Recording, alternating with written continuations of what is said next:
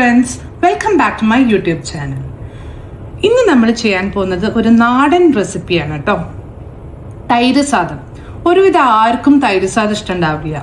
എനിക്കും വലിയ ഇഷ്ടമൊന്നും ഉണ്ടായിരുന്നില്ല അൺടിൽ എൻ്റെ അമ്മ എനിക്കിത് ഉണ്ടാക്കി തരുന്നത് വരെ. എൻ്റെ അമ്മയുടെ റെസിപ്പിയാണ് ഞാനിവിടെ കാണിക്കാൻ പോകുന്നത്. എനിക്കത് എൻ്റെ ഓൾ ടൈം ഫേവറേറ്റ് ആണ്. നമ്മളിങ്ങനെ എന്താ പറയുക, കംഫർട്ട് ഫുഡ് എന്നൊക്കെ പറയില്ലേ, എനിക്ക് അങ്ങനെയാണ്. ഭയങ്കര നമ്മൾ ഈ ഒരു യാത്രയൊക്കെ കഴിഞ്ഞ് വന്നാൽ ഈ ഒരു തൈര് സാദം കിട്ടിയാൽ വാവും അടിപൊളി, അങ്ങനെയാണ്. അപ്പോൾ നമുക്ക് ചെറിയ കുട്ടികൾക്കാണെങ്കിലും ഒക്കെ കൊടുക്കാൻ ഹെൽത്തി ആയിട്ടുള്ള ഒരു സാധനമാണ്. പക്ഷെ ആർക്കും ഇഷ്ടമുണ്ടാവില്ല. പക്ഷെ ഇങ്ങനെ നിങ്ങളൊന്ന് ചെയ്ത് നോക്കി നോക്കൂ, എന്തായാലും നിങ്ങൾക്കും ഇഷ്ടപ്പെടും, നിങ്ങളുടെ കുട്ടികൾക്കും ഇഷ്ടപ്പെടും. ഓക്കെ, അപ്പോൾ ഇതിന് നമുക്ക് വേണ്ടത്, ഞാൻ ഈ ചുവന്ന അരി, മട്ട അരിൻ്റെയും ചുവന്ന അരിയുടെയും ഒക്കെ തൈര് സാദം കഴിച്ചാൽ എനിക്ക് അത് വലിയ താല്പര്യമില്ല കേട്ടോ. നമ്മൾ വെള്ള അരിയാണ് എടുക്കുന്നത്. ഏത് വൈറ്റ് റൈസ് ആണെങ്കിലും കുഴപ്പമില്ല, പൊന്നിയാണെങ്കിലും മറ്റേ പച്ചരി ആണെങ്കിലും ബസ്മതി ആണെങ്കിലും. കൈമ വേണ്ട, അത് ഫ്ലേവർ ഉള്ളതാണല്ലോ, അത് വേണ്ട. അല്ലാത്ത ഏതൊരു വൈറ്റ് റൈസും പറ്റും. തൈര് വേണം, പിന്നെ കായപ്പൊടി വേണം. പിന്നെ വേണ്ടത് ഇഞ്ചി വളരെ ചെറുതായിട്ട് അരിഞ്ഞതാണ്. പച്ചമുളക് അതേപോലെ ചെറുതായിട്ട് അരിഞ്ഞത്, അധികം എരിവില്ലാത്ത നോക്കിയെടുത്തോളൂ കേട്ടോ. പിന്നെ കുറച്ച് നിലക്കടല, കുറച്ച് പൊട്ടുകടല. പിന്നെ ഇതിനകത്ത് നമ്മൾ ഇടുന്നത് ഒന്നാണ്, എന്താ അതിൻ്റെ പേര്, കൊണ്ടാട്ടമുളക്. അത് നമുക്ക് എത്ര വേണേലും ഇടാം. നമുക്ക് എത്ര കൊണ്ടാട്ടമുളക് കഴിക്കണം വെച്ചാൽ അതിനനുസരിച്ച് ഇടാം. ഇത് എത്ര ഇട്ടാലും അതിന് എരിവ് അങ്ങ് കൂടുന്നു വിചാരിക്കേണ്ട, കാരണം അതിന്റെ ഫ്ലേവറേ വരുള്ളൂ. എരിവ് അത് ഉടച്ചാൽ മാത്രമേ വരുള്ളൂ. ഓക്കെ, അപ്പൊ കൊണ്ടാട്ടമുളക് വേണം. പിന്നെ ഉഴുന്ന് പരിപ്പ് അല്ലെങ്കിൽ ഉഴുന്ന്, കറിവേപ്പില, പിന്നെ മല്ലിച്ചപ്പ് അരിഞ്ഞത്, പിന്നെ വെളിച്ചെണ്ണ വേണം, കുറച്ച് ഉപ്പും വേണം. അത് ഞാൻ ഇവിടെ വെച്ചിട്ടില്ല. ഇത്രയും കാര്യങ്ങളാണ് നമുക്ക് ഈ തൈര് സാദം ഉണ്ടാക്കാനായിട്ട് വേണ്ടത്. തൈര് സാദത്തിലൊക്കെ ഒരുവിധം എല്ലാവരുടെയും എല്ലാവരുടെയും ഞാൻ പറയില്ല, ആ ഫ്ലേവർ അല്ലെങ്കിൽ അത് ഇഞ്ചി കടിക്കുന്നതൊക്കെ ഇഷ്ടമുള്ള ആൾക്കാരുണ്ടാവും. എനിക്കൊന്നും ബേസിക്കലി ഇഷ്ടമല്ല കേട്ടോ, ആ ഒരു പച്ച ഇഞ്ചിയുടെ ചൊവ. അപ്പോൾ നമുക്ക് അത് ഒന്നും ഇല്ലാതെ, അങ്ങനത്തെ ഫോൾസ് ടേസ്റ്റ് ഒന്നും ഇല്ലാതെ എങ്ങനെയാണ് ഈ തൈര് സാദം ഉണ്ടാക്കുക എന്നുള്ളത് നോക്കാം. അപ്പോൾ വരൂ, നമ്മളൊരു ചട്ടിയിൽ വെളിച്ചെണ്ണ ചൂടാവാൻ വെച്ചിട്ടുണ്ട്. ചൂടാവാൻ വെയിറ്റ് ചെയ്യാം. എണ്ണ ചൂടായിട്ടുണ്ട്. ഇതിലേക്ക് നമുക്ക് ആദ്യം തന്നെ ഇടേണ്ടത് ഇഞ്ചിയാണ്. ഇഞ്ചി നമുക്ക് നല്ലോണം ഒന്ന് വറുത്ത് കിട്ടണം. അപ്പോൾ പിന്നെ അത് കടിക്കുമ്പം ഉള്ള ആ ഒരു പച്ചച്ചോയ ഉണ്ടാവില്ല. അതൊരു കടിക്കുന്ന പോലെ നമുക്ക് ഫീൽ ചെയ്യില്ല. കണ്ടോ, ഞാൻ ചെറുതായിട്ടാണ് അരിഞ്ഞിട്ടുള്ളത്. അത് ആദ്യം നല്ലോണം ഒന്ന് ഇതാവട്ടെ, റോസ്റ്റ് ആയ പോലെ ആവട്ടെ. ഓക്കെ, ഇഞ്ചിയുടെ കളർ ചേഞ്ച് ആയി തുടങ്ങിയിട്ടുണ്ട്. ഇനി നമുക്ക് ഇതിലേക്ക് പച്ചമുളക് ഇടാം. പച്ചമുളകും നമുക്ക് ഇതേപോലെ ഒന്ന് വറുത്ത് കിട്ടണം.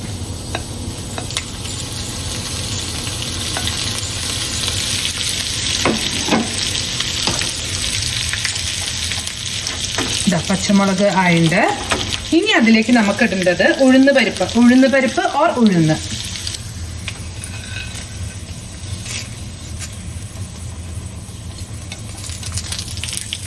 ഉഴുന്നിട്ടു.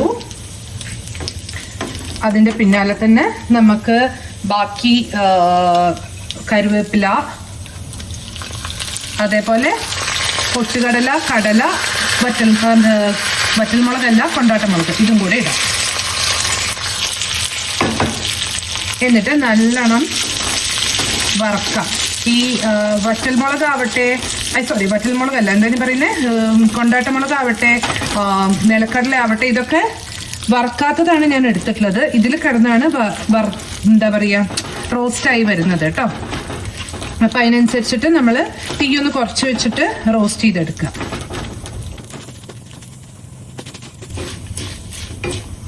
തീ വേണമെങ്കിൽ ലേശം കൂട്ടിക്കൊടുത്തിട്ട് വീണ്ടും വറക്കാം നമുക്ക്.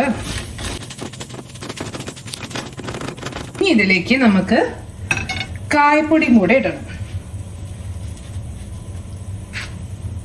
കായപ്പൊടി കുറച്ച് കയ്യിലേക്ക് എടുത്തിട്ടുണ്ട്, ഇതും കൂടെ ഇടാം.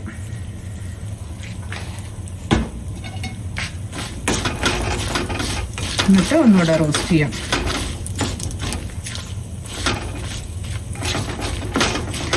ഈ നേരൊക്കെ ആകുമ്പോഴത്തേക്കും ഈ കൊണ്ടാട്ടം, ഞാൻ വറ്റൽമുളക് തന്നെ പറഞ്ഞു പോവാ അല്ലേ, കൊണ്ടാട്ടമുളകും ഒക്കെ റോസ്റ്റ് ആയിട്ടുണ്ട്.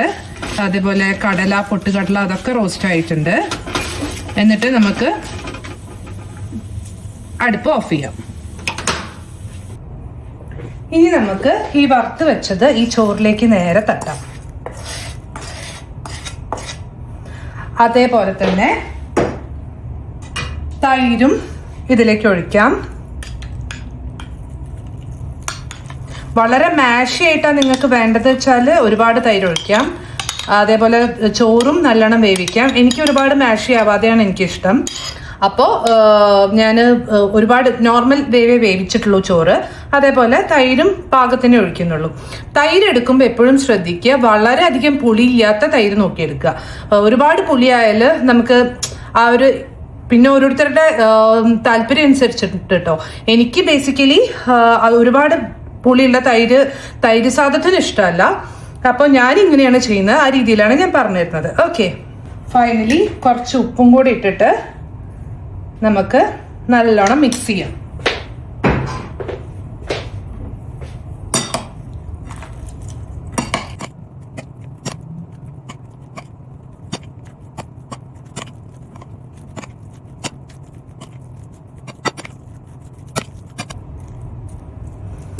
ഫൈനൽ പാർട്ട് നമുക്ക് കുറച്ച് മല്ലിയിലയും കൂടെ വെതറാം അതിൻ്റെ മേലെ. മല്ലിയിലയുടെ ടേസ്റ്റ് ഇഷ്ടമില്ലാത്തവർ ആ പാർട്ട് ഒഴിവായിക്കോളൂ. പക്ഷെ മല്ലിയിലയുടെ ടേസ്റ്റും ഫ്ലേവറും ഒക്കെ ഇഷ്ടമുള്ള ആൾക്കാർക്ക് ഇത് ഇട്ടാൽ ഒന്നും കൂടി ഇഷ്ടമാവും. സോ ഞാൻ മല്ലിയിലയും കൂടെ ഇടാൻ പോവാണ്.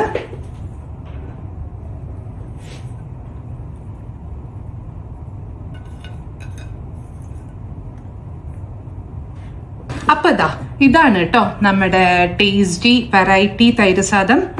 അപ്പോൾ നിങ്ങൾ എന്തായാലും ട്രൈ ചെയ്യൂ, നിങ്ങൾക്ക് എന്തായാലും ഇഷ്ടപ്പെടും, എനിക്ക് ഉറപ്പാണ്. അപ്പോൾ ഈ വീഡിയോ ഇഷ്ടപ്പെട്ടെങ്കിൽ സബ്സ്ക്രൈബ് ചെയ്യൂ, ലൈക്ക് ചെയ്യൂ, കമൻറ്റ് ചെയ്യൂ, വേണ്ടപ്പെട്ടവർക്ക് ഷെയർ ചെയ്യൂ. അപ്പോൾ അടുത്ത വീഡിയോയിൽ കാണുന്നവരെ ബൈ.